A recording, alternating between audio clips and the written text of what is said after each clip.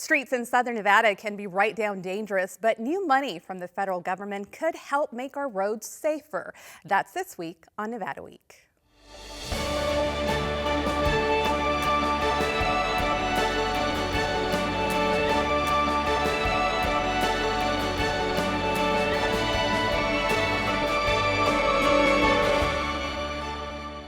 Support for Nevada Week is provided by Senator William H. Hernstedt.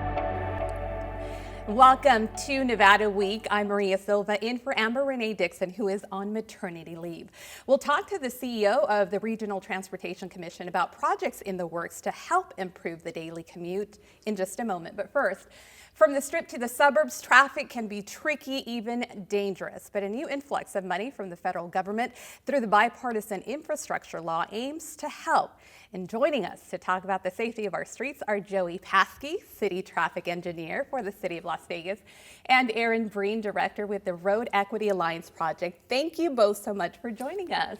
Thanks for having me. So I'm going to take off my glasses because I have some stats that I need to read right now. And this is really important. And I want to start with you, Aaron. You've been doing this for many, many years here in Southern Nevada. How many years? Oh, you had to do that, huh? It will be 27 years in April 1st. Well, I remember calling you 15 years ago at 5 o'clock in the morning to join me for a live shot, and you were there ready to do this because you're passionate about this. I am. But some stats here, between 2018 and 2022, an estimated, listen to this, 308 pedestrians died in Clark County.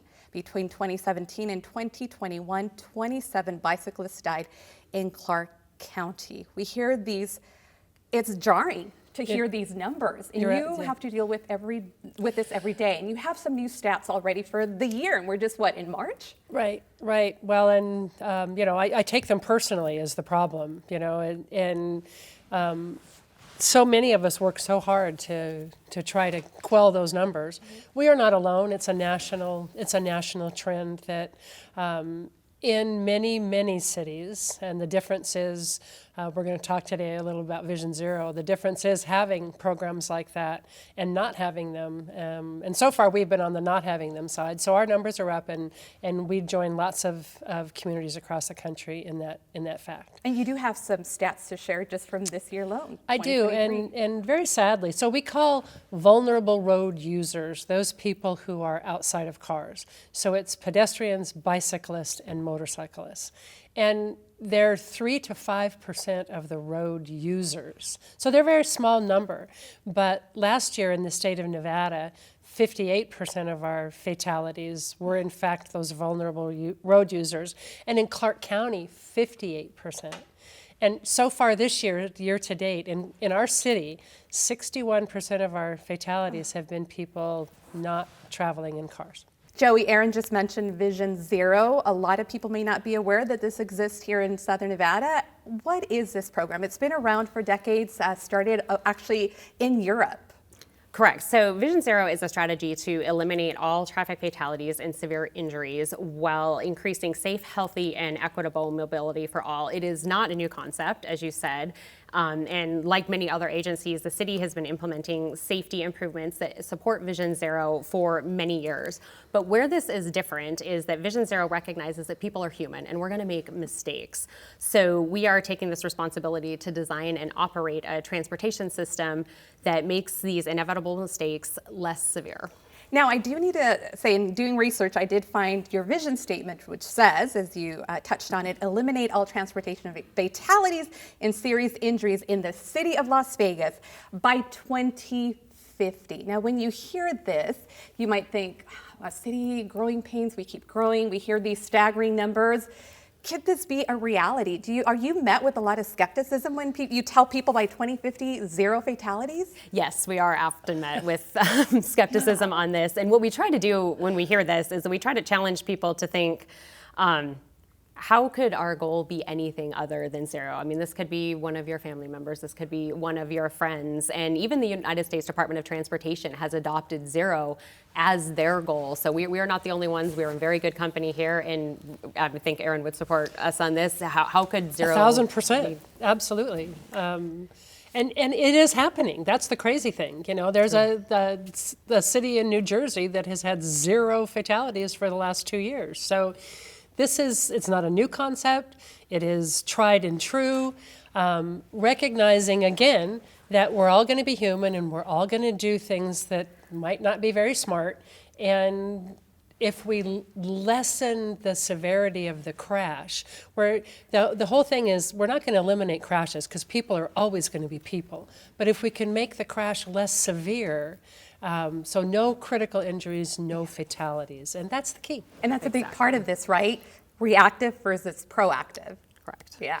And let's also talk about the funding. We talked, the city of Las Vegas is getting quite a bit of money, $1.85 million, more than $1.8 million for this program. How will the money be used? We're very excited about this. So this is part of the Bipartisan Infrastructure Law, which really has the opportunity to be truly transformational towards preventing deaths and serious injuries in the nation. And we received this as part of the Safe Streets and Roads for All program, and we're going to use this to build on our existing Vision Zero action plan, which is a living document, and going to use this for our data management and reporting, and as well as to do an update in the future to our action plan.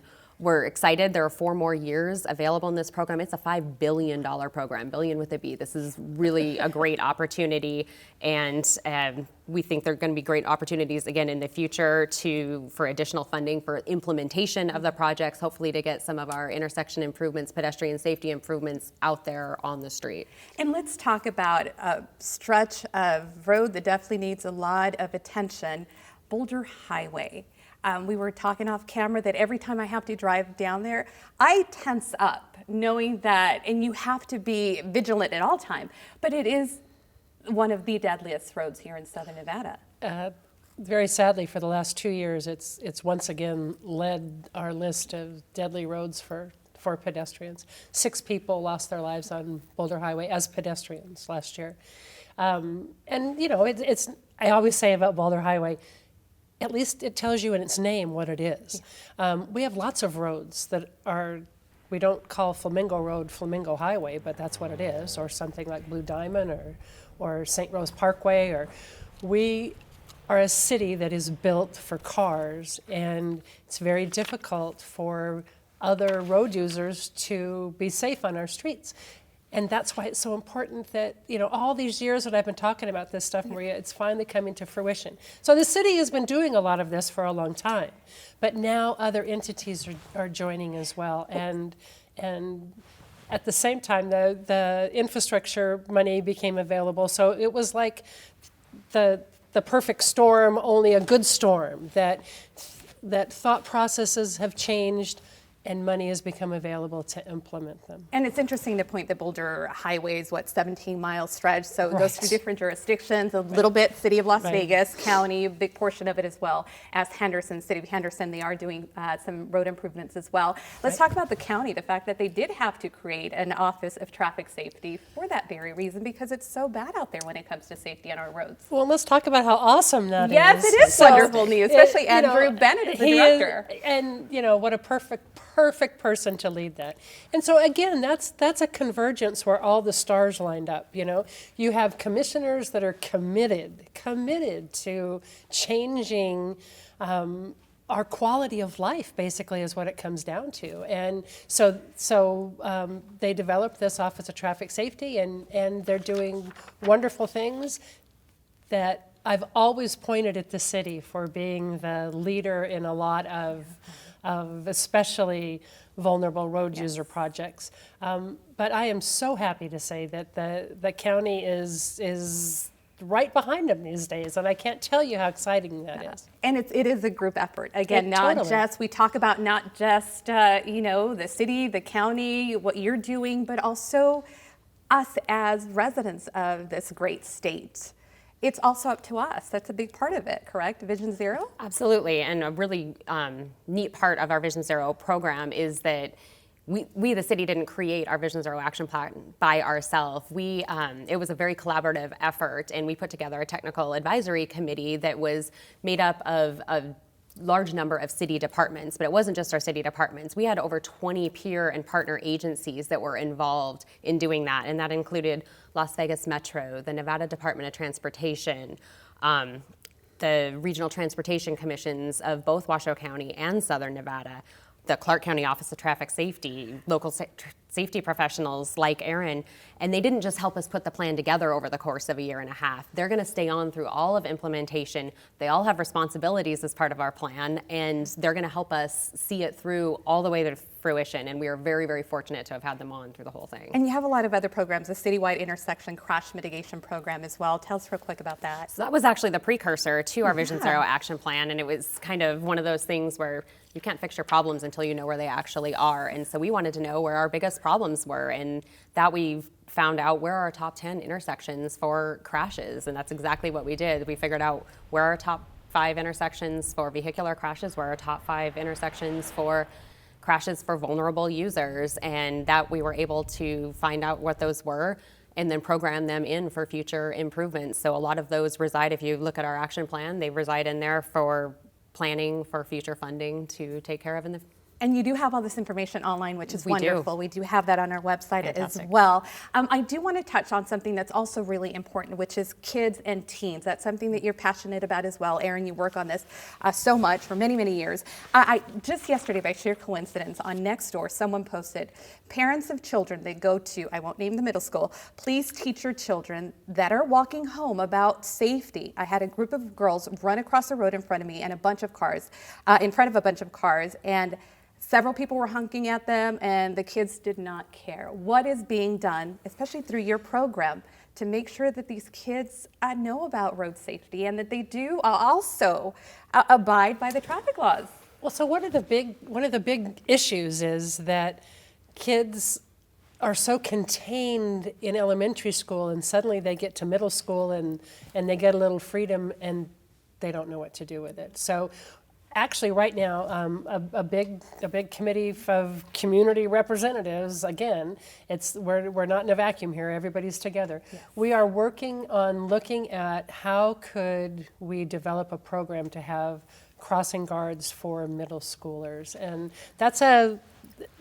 it's greatly needed. It's been recognized that it's needed. And so hopefully we're going to come up with a plan for how we're going to fund that, because that's the problem. And before we do leave you, I do want to tell you a little bit about the contest that you have going on to incorporate and help these kids CCSD real quick. That's awesome. That's an RTC program along with us. It's called Save a Life, Win a MacBook. And Maynor and Worth attorneys have donated the prizes. So all throughout the Clark County School District, if your child is from kindergarten to 12 years of age, go to our website at pedsafe.vegas. All of the information is there. They develop a bus shelter message really aimed at drivers, or an in the bus message aimed at pedestrians. And the 2 winners, one wins a MacBook and one wins an iPad. But more importantly, we take a lot of the top 14 entries, turn them into a calendar, do art shows with them, but the kids learn a little about traffic safety while they're developing those messages, and that's our goal. Aaron, thank you so much for what you're doing here Thanks, in Southern Maria. Nevada. Joey, you as well, thank you so much. Appreciate you both. Well, 30 years ago, the Regional Transportation Commission formed. The goal was to coordinate transportation solutions for the entire valley. The goal may be the same 30 years on, but some of the challenges, of course, have changed. Managing those challenges is MJ Maynard, CEO of the RTC. She's here now to talk about the agency's future plans for managing transportation. Welcome. Thanks for being here. Thanks, Maria. I'm so happy to be here. Now, Thanks. I'm excited to talk to you because I don't think a lot of people realize what the RTC does. We know the buses, we see the buses out there, but it goes beyond that. It sure does. And it's funny, when I speak to the community, many times I ask, raise your hand, how many know of the RTC and what we do? And every time it's, oh, you're the bus people. We are, but we are also the Metropolitan Planning Organization. And in that role, we oversee the entire transportation planning process for Southern Nevada. We work directly with the jurisdictions. We are also the roadway funding agency. We are the traffic manager for the entire region, and again, people are always surprised to hear that. And then we also implemented and oversee the bike share program in downtown Las Vegas. So you have a lot on your plate. And I bring that up because yesterday, earlier this week, there was an incident, and I was getting all my updates on the road closures from the RTC's Twitter account. First of all, thanks for following us. We do our best. We have great relationships with all of the, it's Las Vegas Metropolitan Police Department. We co-locate with the Department of Public Safety. And so we have obviously the camera system we tap into we, by tweet, by text, we ensure that as we learn what's happening on the arterials or the freeway system, we want the community to know so that they can better plan their commute. And let's talk about 30 years in Southern Nevada. You had a big celebration in December, also honored some of your bus drivers who have been there from the get-go as well as your mechanics. Tell me a little bit about that celebration. You know, I know for us here in Southern Nevada, we think 30 years, such a long time. But when you compare the RTC to some of the transit systems on the East Coast, for example, the subway system in Boston's over 100 years old. So 30 years, you know, the fundamental role of the RTC is to connect people, and so for the last 30 years, we've been really privileged to be able to provide folks public transit connections to where they work, where they live, where they play. But for such a young system, I think people are also surprised to learn just what a busy system we are. Pre-pandemic, so 2019, we were ranked as the 12th busiest bus system in the United States. We provided over 65 million annual passenger trips. Coming out of the pandemic, we are now ranked about 14th busiest. Just last year, we moved more than 41 million passenger rides on our transit system. We're also, and I'm really proud of the team, we are ranked as the most efficient bus system in the United States. Again, for just a 30-year-old transit system, we try to work really diligently with the assets that we have. And so we rank as having the lowest operating cost. And so something we're really proud of, but it's been a journey and there's more to come. And let's talk about those incredible bus drivers. How many do you have on board? So we contract out our service. Our drivers work for MV and Keolis. Combined, there's probably close to 2,000 employees that work diligently to ensure that transit is out on the roads every single day. And let's talk about those bus drivers. Obviously, there's safety a top priority. It was recently mentioned, you know, some of them might be getting, you know, death threats or a lot of disgruntled bus riders. They're frustrated. How are you keeping your bus drivers safe? That's so important. You know, it's really important, and we actually meet with the drivers quite frequently just to hear what it is that they need. So back in 2016, we actually introduced driver enclosures on board the buses. I think we were the first transit system in the United States to do that. So and then during the pandemic, we made sure that those driver enclosures were fully enclosed, so there's a safety barrier, if you will. But you know, one incident against, whether it's against an operator or a passenger that takes public transit, is one too many. And so again, we work closely with the police department. We work closely with our federal government to identify federal dollars. We've invested in a new camera system. The Las Vegas Metropolitan Police Department asked us to have the ability to have a live look-in. So if there's something happening on board a bus, we're able to look on board in real time.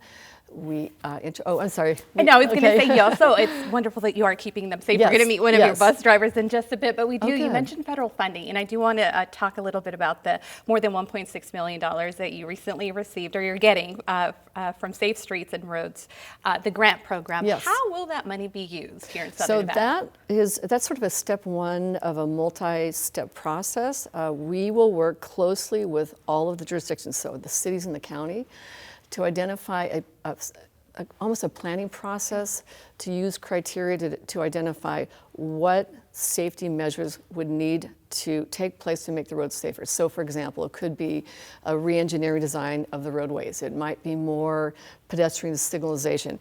It might be technology, advanced intersection analytics that will detect, you know, folks that are running red lights, things of that nature. Once that criteria is put together, then we can wait for the second round of funding to look for funding to implement those changes. And I love that you really are about getting the community's input. That's so important. You recently did your onboard mobility plan, the survey. More than 40,000 people responded to that survey. Talk to us about that. What did you find out from their responses? Well, so we never want to be that agency that makes decisions behind our desk. Right, and so we work for the public. We have to work very diligently to ensure that we're not just posting a flyer, hey, we're going to be at the library, come talk to us. So we get out to the customers where they are. We also do, whether it is online surveys in person, we work with community groups to talk to their folks. And we heard that Southern Nevadans want more high capacity transit. They would like to see safety as a greater feature, safety and comfort on board the bus. And we were just really pleasantly surprised that many Southern Nevadans, and these are folks that we not only did a survey with folks that take transit, but also folks that don't take transit. And the folks that don't take transit were really keen on ensuring that there were services provided for seniors, for the disabled community, and for students. And so all of that is a priority in our onboard plan. And we did visit your RT's Mobility Training Center, and I was really impressed that that even exists. Again, I think another facility that people might not know is around. Tell us a little bit about that. I was reading information you even do dog training there. We do. You know, our job is really to do what we can to enhance the quality of life for Southern Nevadans. And many times it's freedom, being independent, travel independently to where you need to go. And so the Mobility Training Center helps, whether it's students or seniors or the visually impaired, learn how to take a fixed route bus. So we actually have real buses inside the facility. We also certify paratransit customers at that facility. So it's I encourage, we have tours if anybody wants to come down and take a look, but it really is about how can folks more independently travel around Southern Nevada. Okay, so 30 years, what are we expecting, let's say the next 30 years for the RTC? Next 30 years, our number one priority is to identify a sustainable funding source that will allow us to continue at least operating what we have, but also to implement some of the 64 projects that have been identified in our long-range onboard mobility plan. And so this is, I think funding is probably the most important problem, challenge, and opportunity that we face right now. And speaking of funding, you are keeping a close eye on what's happening up in Carson City with the legislature. Tell us about that, because you are facing a deficit. We are. You know, so we've had conversations with our RTC Board of Commissioners. We've had conversations with our Transportation Resource Advisory Committee, or TRAC, that's made up of key stakeholders here in Southern Nevada. So the business community, chambers of commerce, education, healthcare, labor, seniors, veterans. And they've all scrubbed our numbers, and they said, yes, RTC, you have a fiscal cliff that is approaching, so we want you to start socializing and looking for opportunities for additional funding. And so as we start to work with the legislatures, both the Assembly and the Senate, that's something that it will be a top priority for us as these conversations begin. Oh, we'll definitely be keeping a close eye on that and check in with you in a few months when it comes to that. And I need to ask you on a personal level, what are you most proud of when it comes to the RTC? I am proud of all of the employees, and not just RTC employees, but the drivers, the mechanics, everybody that every day they get up, they care deeply about the community in which they serve, and I couldn't be prouder of all the work that they do behind the scenes and right in front of the customer to make sure that we are serving Southern Nevadans in the way that they need to be served. And it was pretty special to see the video of the ceremony and how proud those bus drivers and those mechanics were to go up there and greet you and meet the mayor and just know that they're being, commended for what they do. They are amazing. They're the heartbeat. They really are the heartbeat of what we do, and we could not do it without them. And MJ, thank you so much for being here. And speaking of your bus drivers, I got the chance to sit down with one of the bus drivers who's been on the job for 30 years. And when you meet her, you will understand why she's been behind that wheel for so very long, why her bus riders just adore her, plus how she is inspiring younger generations to follow in her footsteps. The RTC celebrating 30 years of providing transit service for both Southern Nevadans and tourists alike. 15 bus drivers have been around since day one, including Miss Sarah Golly. Wow, hi, Miss Maria. Hi, Sarah, how are Come you? on in. All right, let's go for a ride. Sarah, 30 years on the job as a bus driver, 30 years on the Las Vegas Strip, the fabulous Las Vegas Strip. Tell me about that experience. Well, it's a lot of change. I see a lot of traffic, a lot of people, a lot of new casino. When I was there in 1992, it wasn't so many. It was really small. Like Hacienda, now it's Mandalay Bay. Luxor wasn't there. Excalibur, Mandalay Bay, all this new. A lot of people moved to Vegas. Yeah, and a lot of tourists too. Now you're dealing with a lot of tourists every day. How has that experience been? I have no problem. And talk about, you actually are on the double-decker bus. That's a huge bus. You drive that on the Las Vegas Strip? I don't think it's a huge bus. Look, to me, it's a small bus, actually. Oh, but it is big. I mean, you've gotten used to driving, and you do it. I was watching you driving that bus, and it's just so effortless for you. You do it so easily. Of course, easy is because I'm used to more on the big buses. If you put me on my car, I don't know how to drive my car. Now, Sarah, you're also inspiring our future drivers. Tell me this story about that young man who waited for you on the Las Vegas trip. This young man, he's named Patrick. Patrick used to ride the bus. He was 14 years old. He was waiting for me with a big smile. Guess what? He's a bus driver now. So when you saw him the first time, did you go, "You look familiar"? You are my son. Oh. Recently, you were honored along with the other 14 drivers who have been here those 30 years. The mayor was there, and they called you heroes.